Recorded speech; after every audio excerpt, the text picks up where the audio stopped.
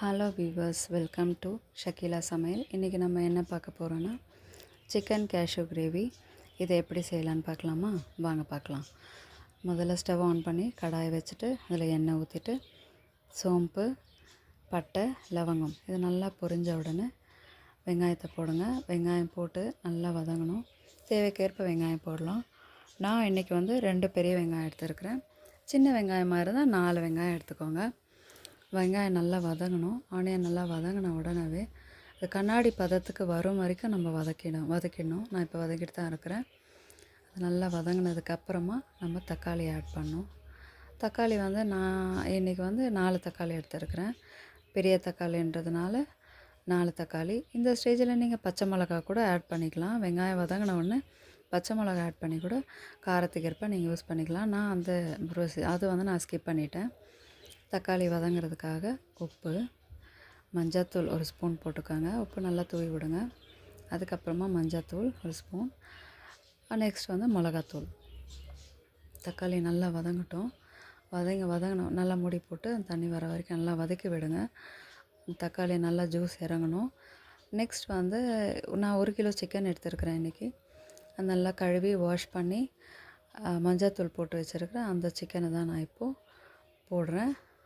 போட்டு நல்லா இதை கலரி விடுங்க. 1 கிலோ சிக்கன் ஃபுல்லாக போட்டு அதுக்கப்புறமா இந்த சிக்கன்லேருந்து வர தண்ணியிலே நல்லா அது எக்ஸ்ட்ரா நீங்கள் தண்ணி ஊற்றணுன்னு அவசியம் இல்லை. சிக்கனில் இருக்கிற தண்ணியிலே நல்லா வெந்துடும் சிக்கன். இப்போ இதுக்கப்புறமா நீங்கள் சால்ட்டு சிக்கனுக்கு ஏற்ற மாதிரி ஃபஸ்ட்டு நம்ம தக்காளி தொக்குக்கு சால்ட்டு போட்டோம். இதில் சிக்கனுக்கு சால்ட்டு போட்டுட்டு அதுக்கப்புறமா இஞ்சி பூண்டு பேஸ்ட் போடணும். இஞ்சி பூண்டு பேஸ்ட், அப்புறம் உப்பு போட்டு அதுக்கப்புறம் மிளகாத்தூள் போடணும். மிளகாத்தூள் போட்டு நல்லா வதங்க விடணும். சிக்கனை மூடி போட்டு உப்பு தூவி விடுங்க. நெக்ஸ்ட் உப்பு தூவி விட்டுட்டு அதுக்கப்புறம் மிளகாத்தூள் அது மேலே போடணும். தேவைக்கேற்ப காரத்துக்கு ஏற்ற மாதிரி நீங்கள் போட்டுக்கலாம். பெப்பர் பவுடரும் போடலாம்.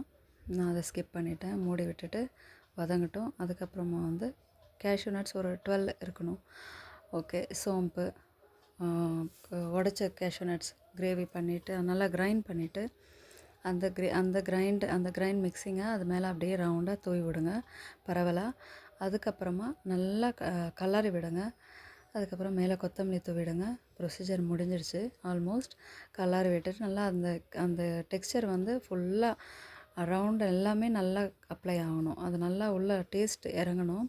அது கலரும் போதே நல்லா திக்னஸ் ஆக ஆரம்பிக்கும். ஸ்மெல் சூப்பராக இருக்கும் அல்டிமேட்டாக. Thank you so much.